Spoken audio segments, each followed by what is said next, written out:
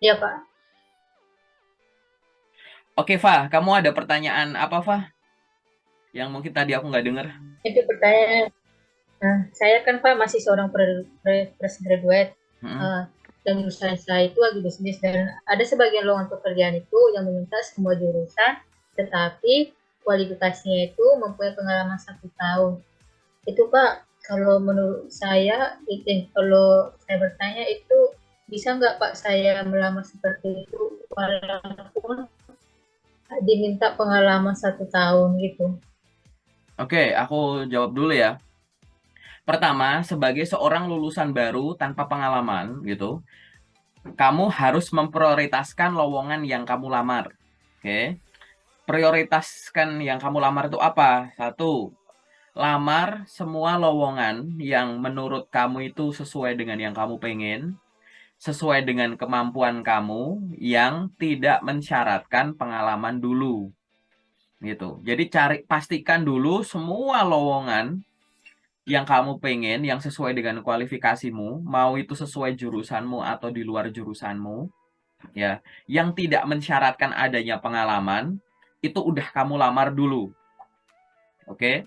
Kenapa aku nyampein ini? Jangan buru-buru nyari pengalaman yang nyari lowongan yang minta pengalaman. Kamu gali dulu, bener nggak udah habis, bener nggak udah nggak ada, gitu. Jangan carinya cuma di satu sumber. Aku nggak tahu sumbermu mana aja. Misalkan aku nyari lowongan buat bidangku jurusan A. Aku fresh graduate tanpa pengalaman. Mungkin aku punya magang, misalkan gitu. Maka kamu cari loker, misalkan melalui job portal A. Cari loker yang sesuai dengan bidang kamu, yang tidak mensyaratkan pengalaman. Atau nyari loker yang semua jurusan, yang tidak mensyaratkan semua atau pengalaman tertentu, gitu. Terus habis itu job portal A habis, coba buka job portal B, job portal C gitu. Habis itu cari LinkedIn, cari di website-website gitu. Semua dieksplor dulu, pastikan ya tidak ada lowongan lagi yang bisa kamu apply. Di mana lowongan itu adalah lowongan yang bisa sesuai jurusanmu, bisa minta semua jurusan yang tidak mensyaratkan pengalaman. Pertama itu dulu, ya. Yang selanjutnya adalah kalau itu udah habis, maka yang selanjutnya cari lowongan yang mensyaratkan pengalaman, tapi pengalamannya tuh nggak jauh dari yang kamu punya. Misal, aku cuma punya pengalaman magang. Magangku 2 kali misalkan, 6 bulan. Terus, habis itu aku lihat loker. Persyaratannya minimal 1 tahun gitu. Sama-sama punya pengalaman, bedanya cuma masalah di durasi gitu kan. Gitu. Nah, ini bisa kamu coba gitu. Jadi misalkan di situ mensyaratkan pengalaman tertentu, aku juga punya, tapi durasinya beda gitu. Yang diminta minimum 1 tahun, aku punya, tapi aku cuma beberapa bulan baru dicoba, kayak gitu, nggak masalah. Nah, mencoba tadi gitu ya, aku akan nyaranin gitu ya, bahwa coba yang maksimal pengalaman 1 tahun gitu. Mungkin kamu first graduate sudah punya pengalaman macam-macam. Ingat ya, pengalaman itu jangan dilihat sebagai pengalaman kerja kantoran saja. Kamu kan punya pengalaman magang. Nah, itu dianggap pengalaman kerja. Mungkin kamu sambil nunggu ada lowongan dalam tanda kutip kesempatan kamu kerja di suatu perusahaan, kamu di rumah tuh ada kerjaan sampingan gitu. Apapun itu bisa freelance tertentu, bisa part-time tertentu, mungkin ada pekerjaan berikan event-event tertentu gitu. Kemudian ada kerjaan yang sifatnya tuh entrepreneur, kamu ada usaha sendiri, jualan tertentu, misalkan endorse ini itu gitu. Itu masukkan ke CV juga nggak apa-apa, biar menunjukkan kamu itu produktif.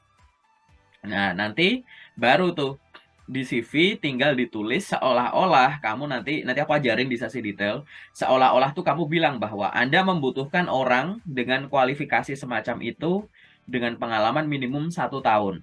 Saya punya pengalaman seperti itu, tapi durasinya masih di bawah 1 tahun. Tapi dengan durasi di bawah 1 tahun, saya sudah melakukan ini semua loh, gitu. Nah, itu ini semua loh ini kamu tunjukkan dengan apa? Nanti role kamu jabarkan tuh ngapain aja ya, tanggung jawab apa yang udah pernah kamu emban, pernah kamu pegang, terus habis itu achievement apa yang kamu peroleh pada saat kamu memegang tanggung jawab itu, gitu. Nah, itu semacam itu ya, Fa, gitu. Nah, aku boleh nanya nggak, sejauh ini sumber lokermu itu dari mana aja? Info lowongan pekerjaannya.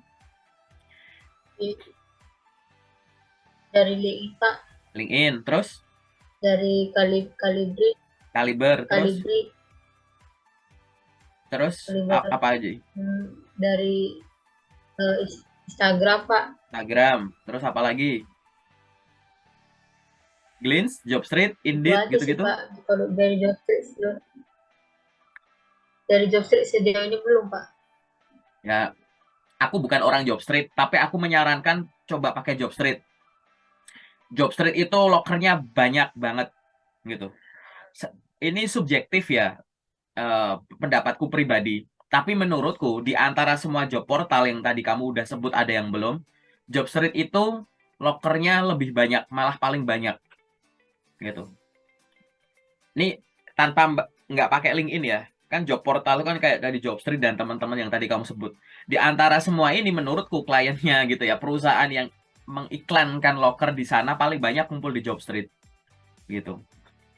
Jadi saranku nanti silahkan bikin akun Jobstreet, dilengkapi isinya, upload CV terbaru, langsung apply banyak di Ya, sana gitu. Ini terkait dengan jumlahnya. Terus selanjutnya, kamu nyari lowongannya itu cuma di kotamu atau di provinsimu atau kemana aja gitu. Kamu sekarang terbuka untuk pekerjaan yang kalau lokasinya gimana berdasarkan lokasi? kan kebetulan Pak domisili domisili saya sekarang itu kan di Jakarta Pak. Hmm, Jadi saya itu nyari mengapli lamaran pekerjaan itu daerah Jakarta Jakarta ya. Pak, Oke. Paling bukan Jabodetabek gitu ya. Jabodetabek. Bukan Jabodetabek, Iya Jakarta dari aja. SPL. Iya, Nah, oke. Ini iya aku kasih Jakarta aja Pak. ya, aku kasih tahu ya. Kamu ada di Jakarta. Jakarta itu sumber lokernya itu banyak banget. Serius. Ini aku sebagai orang yang suka nyari loker, lihat aktivitas di sosmed gitu. Itu yang ada di Bandung, Surabaya, Jogja. Aku lupa ya, Bandung, Surabaya, Jogja, Semarang, satu lagi tuh Medan kalau nggak salah. Itu digabung dikali 2 apa dikali 3 gitu, baru setara Jakarta. Gitu. Aku lupa datanya gitu. Ya, itu data di halamanku sendiri. Ini aktivitas LinkedIn ya, gitu. Aktivitas orang di LinkedIn. Anggap aja itu setara dengan jumlah lokernya gitu loh. Gitu. Jadi melimpah lah gitu. Jadi kalau kamu cari loker di Jakarta yang mensyaratkan tanpa pengalaman itu susah, menurutku mustahil. Lah kalau nggak di Jakarta, di mana lagi daerah yang melimpah lokernya? Itu yang nomor satu. Oke? Aku yakin deh gitu. Kamu nyari loker yang tanpa pengalaman dulu atau mensyaratkan pengalaman minimum aja itu bisa. Yang nomor dua, kalau kamu merasa bahwa sekarang lebih susah, jawabannya iya. Ingat ya, nyari loker tanpa pengalaman susah itu enggak. Tapi kalau sekarang, kita di penghujung November 2022 ya sekarang. Sekarang lebih susah dari periode yang sama di tahun lalu misalkan, atau beberapa bulan yang lalu, itu wajar.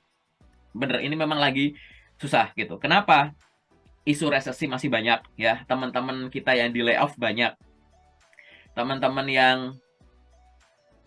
apa namanya? Di PHK. Wisuda banyak gitu. Jadi tenaga kerja banyak di tengah ekonomi yang masih nggak jelas gitu kan. Semua orang butuh kerjaan gitu. Tenaga kerja melimpah gitu. Tenaga kerja melimpah gitu.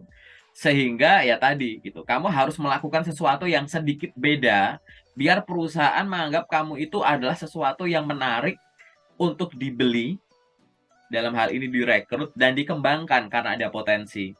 Jadi kesibukan kamu sekarang jangan cuma ngelamar-ngelamar kerja saja. Coba cari kesempatan untuk pengembangan diri, belajar ini itu gitu ya. Cari yang gratisan banyak. Dan jangan lupa untuk apa? Branding. Branding itu menunjukkan kamu itu siapa, kamu bisa apa gitu. Dan kamu bisa memberikan value apa ke perusahaan kayak gitu. Paling gampang branding tuh di sosial media. Pastikan kamu aktif di semua sosial media yang kamu punya. Tapi aktifnya ini bukan untuk entertainment, bukan untuk hiburan, bukan untuk seneng-seneng gitu. Bukan cuma itu, tapi kamu berpikir gimana caranya kalau bisa semua sosial mediaku mensupport aku untuk nyari kerja dan branding gitu. Misal, aku punya Instagram. Instagramku tuh ya buat aku jalan-jalan sama temen ngapain foto-foto pribadi gitu. Tapi aku juga kadang nyari loker lewat Instagram. Nah, sekarang gitu, gimana caranya Instagramku itu juga ada branding aku tuh orang yang ahli di bidang ini misalkan gitu. Nah, kamu kadang sesekali kamu bikin postingan soal pribadi, sesekali kamu bikin postingan soal ya bidang yang kamu kuasai dan kamu sukai gitu. Misalkan yang soal pribadi kamu taruhnya di feed biasa, IG feed. Terus yang pembelajaran tertentu kamu taruhnya di Reels misalkan gitu. Jadi biar bisa dilihat, oh ini pribadinya, ini di Reelsnya ada kayak gini. Atau kamu branding yang paling gampang tuh nomor satu sekarang di LinkedIn gitu. LinkedIn itu sosial media, tapi di dalamnya ada kayak job portalnya gitu. Ya, di dalamnya ya udah gitu. Kamu pastikan dulu profilmu udah lengkap belum gitu. Terus habis itu setelah profilnya lengkap, aktivitasnya udah lengkap belum? Aktivitas ini macam-macam, meliputi bikin postingan, rutin bikin postingan seminggu 2 kali, seminggu 3 kali, kalau perlu tiap hari gitu. Postingan-postingan apa ya? Kamu berbagi ilmu yang sudah kamu pelajari mungkin di kampus gitu. Bahwa saya ingin sharing ini ya, ini nanti buat teman-teman yang lagi belajar bidang ini yuk bareng gitu. Kamu bikin konten sambil buka buku malah nggak apa-apa, malah kuat referensinya gitu. Dan kamu bisa ngambil citasinya gitu kan gitu. Ini pada tahun sekian menyampaikan bahwa gini-gini teorinya gini, prakteknya kayak gini gitu. Nggak apa-apa, kamunya belajar ulang, ya kan? Pembacanya juga dapat info gitu. Terus apalagi bangun koneksi di LinkedIn, connect ke orang baru, follow orang baru gitu. Kesalahan banyak fresh graduate yang aku temui ya, ini udah nggak jumlah nggak puluhan, mungkin ratusan kali ya selama 2022 ini, atau mungkin kalau ribuan aku nggak yakin, kalau ratusan mungkin iya, bahwa kebanyakan buru-buru gitu, bikin akun masih belum lengkap gitu. Cuma bikin postingan cuma saya sedang open to work gitu ya, postingan lingkaran hijau gitu. Udah itu aja yang rutin dan itu berkala gitu. Kalau enggak posting open to work gitu kan, yang dilampirin CV pas foto gitu-gitu mulu gitu, monoton. Kenapa? Karena akhirnya banyak orang melakukan hal yang sama dalam waktu sehari gitu. Akhirnya jadi kayak boring gitu. Kok kayak maaf banget nih gitu kan. Jadi kayak gitu. Nah, sehingga dipersilahkan kamu coba bikin postingan-postingan yang itu memang original dari isi, dalam tanda kutip, isi kepala kamu, dari apa yang kamu pelajari dan isi badan kamu yang kamu lakukan gitu. Coba bikin postingan rutin dari apa yang kamu bisa dan terbiasa. Aku misalkan jurusan pertanian. Hari ini aku posting soal teori-teori gitu, mungkin aku kok ngerasa terlalu serius ya. Ya udah bikin yang simple. Hari ini aku bikin postingan tips menanam cabai di rumah. Bikin postingan. Besok tips menanam tomat di rumah. Besok tips menanam jeruk di rumah. Padahal aku cuma ngerubah kata nama buah loh ini. Tips menanam titik-titik di rumah. Coba aku bikin postingan itu sebulan nonstop. Aku sebagai orang yang kuliah pertanian mungkin gampang nge-share itu. Karena kuliahku lebih kompleks. Tapi aku tiap hari rutin kayak gitu. Memang akhirnya LinkedIn ku isinya tanaman-tanaman semua. Tapi itu menunjukkan bahwa orang tuh akan betah gitu. Ya, nungguin postingan kamu selanjutnya, sharing kamu selanjutnya kayak gitu. Oke? Ya, ini sesuatu yang bisa kamu coba gitu. Kamu pengen dikenal sebagai apa gitu. Kalau postinganmu, aktivitas kamu nggak lengkap gitu kan, nggak saling menguatkan atau nggak rutin, ya gimana ada orang tahu ada orang sehebat kamu. Kamu akan dianggap biasa aja gitu. Sama kayak kamu datang ke job fair lah.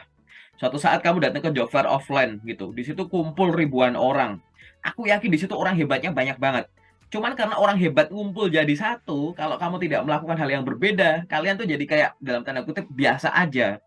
Karena orang hebatnya tuh ngumpul bareng gitu. Atau ini deh, ada orang tingginya 190, tinggi banget kan, kayak gitu. Tapi dia lagi ada di arena NBA gitu, di mana isinya pemain basket semua. Tinggi 190 tuh kelihatan biasa gitu. Banyak orang kalau di US ya gitu, tinggal 2 meter ke atas semua gitu. Yang orang tinggi 190 juga banyak gitu. Kalau di layar kaca kita ngeliat dia pendek ya gitu. Padahal kalau profilnya dilihat tingginya 190 gitu. Nah, itu loh. Ini yang akhirnya kamu harus melakukan hal yang beda biar dikenal gitu. Apa dia mau menonjolkan cuma tingginya doang kan? Enggak. Coba dia jadi pemberi skor gitu kan. Apa namanya? Pencetak skor tertinggi di pertandingan tersebut, maka dia akan terkenal gitu. Atau dia pada saat memasukkan bola ada atraksi tertentu gitu. 3 point mulu misalkan atau ngedang terus akhirnya ditandain gitu kan. Gitu. Gitu. Nah, ini sama gitu. Kamu orang hebat. Kalau tidak melakukan apa-apa ya nggak ada yang tahu kamu hebat. Tapi kalau kamu orang hebat melakukan sesuatu di tempat orang-orang hebat pada ngumpul, kalau melakukan hal yang sama kamu akan dianggap biasa, paham nggak? Gitu. Analoginya itu semacam itu. Jadi silahkan coba digali. Jangan sampai setiap hari kamu hanya sibuk ngelamar kerja, tapi kamu kurang dari sisi brandingnya, gitu ya. Nah, ini secara general kayak gitu, Pak.